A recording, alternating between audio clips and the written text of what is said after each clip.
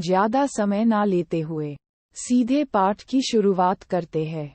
ये कहानी भविष्य में लगभग 150 साल निर्धारित है। 17 मई 2157 को सटीक होना। लेखक भविष्य में एक ऐसे समय का वर्णन करता है जब हर बच्चे की अपनी मशीन, शिक्षक और स्कूल होते हैं, जैसे आज मौजूद नहीं है। टेलीबुक हैं, जिसमें शब्द स्क्रीन के पार चले जाते हैं। ये देखते हुए कि यह कहानी 1951 में निजी कंप्यूटरों के आसपास होने से पहले लिखी गई थी। यह आश्चर्यजनक है कि लेखक भविष्य की भविष्यवाणी कितनी अच्छी तरह करता है। हम अभी 2155 में नहीं रह रहे हैं, लेकिन हमारे लिए हाथ में आने वाले उपकरणों पर डिजिटल किताबें पढ़ना पहले से ही संभव है। शायद भविष्य में बच्चों को वास्तव में मैकेनिकल शिक्षकों द्वारा पढ़ाया जाएगा।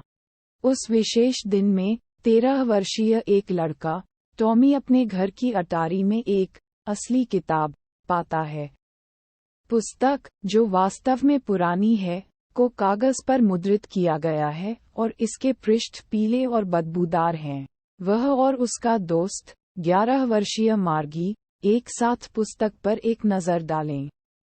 मार्गी और टॉमी दोनों उस पुस्तक से चकित हैं जो उन पुस्तकों से अलग है जिनके वे आदी हैं। पुस्तक में ऐसे शब्द हैं जो पृष्ठों पर तय किए गए हैं और स्क्रीन पर नहीं चलते हैं।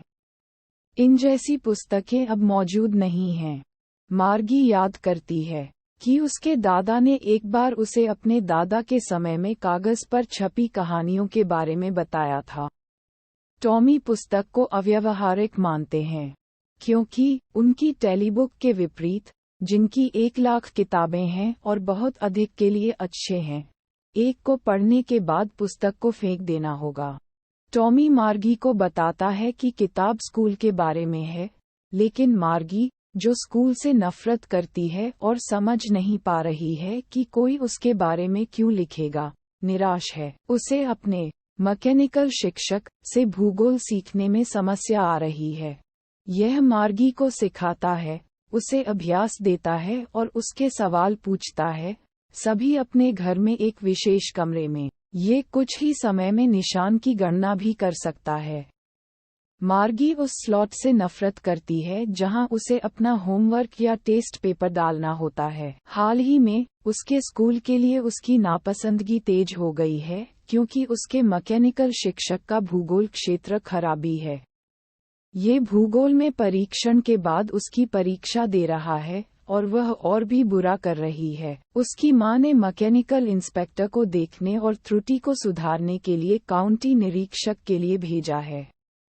इंस्पेक्टर मैकेनिकल शिक्षक को अलग ले जाता है और पाता है कि मार्गी अपने खराब प्रदर्शन के लिए गलत नहीं है। शिक्षक का भूगोल क्षेत्र उस गति से तय किया गया है जो छोटी लड़की के लिए बहुत तेज है। मार्गी उम्मीद कर रहा है कि वह यह नहीं जान पाएगी कि इसे फिर से कैसे जोड़ा जाए, लेकिन वह जानता है कि इसे कैसे ठीक किया जाए और एक घंटे के बाद इंस्पेक्टर मार्गी के स्तर की गति निर्धारित कर सकता है। यह मार्गी निराश करती है क्योंकि उसे उम्मीद थी कि उसके शिक्षक को कुछ समय के लिए हटा दिया जाएगा और वह इतने सारे परीक्षण लेने की परेशानी से छुटकारा पालेगी।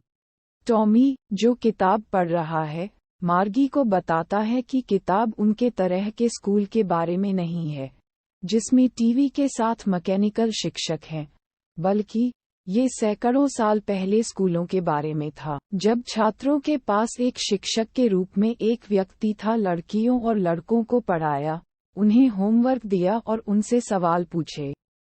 स्कूल एक विशेष इमारत थी जिसमें बच्चे गए थे, और अगर वे एक ही उम्र के थे तो उन्होंने वही सीखा। पहले तो मार्गी को समझ नहीं आया कि एक व्यक्ति शिक्षक कैसे हो सकता है और छात्रों को एक ही चीज कैसे सिखाई जाती है, क्योंकि उसकी मां कहती है कि शिक्षा को प्रत्येक बच्चे के दिमाग में फिट होना चाहिए। फिर भी वह इसके बारे में अधिक पढ़ना चाहती है। वे आधी किताब भी नहीं पढ़ते हैं जब मार्गी की मां उसे याद दिलाती है कि यह स्कूल का समय है। हालांकि मार्गी का स्कूल रूम उनके बेडरूम के ठीक बगल में है, उसे नियमित घंटों में अध्ययन करना पड़ता है, क्योंकि उसकी माँ हर दिन निश्चित समय पर अध्ययन करना सही मानती है। मार्गी अपने घर में स्कूल के कमरे में जाती है, जहां यांत्रिक शिक्षक पहले से ही मौजूद है, क्योंकि सबक हमेशा नियमित समय पर होते हैं। जैसा कि मैकेनिकल शिक्षक उचित अंशों को जोड़ना सिखाता है। पुराने समय में स्कूलों के काम के बारे में मार्गी अपने विचारों में खो जाता है।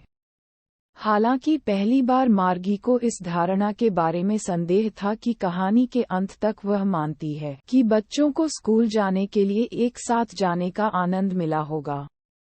उन्हें एक ही स्कूल में जाने, एक ही चीज का अध्ययन करने और एक दूसरे की मदद करने में सक्षम होने में मजा आया होगा।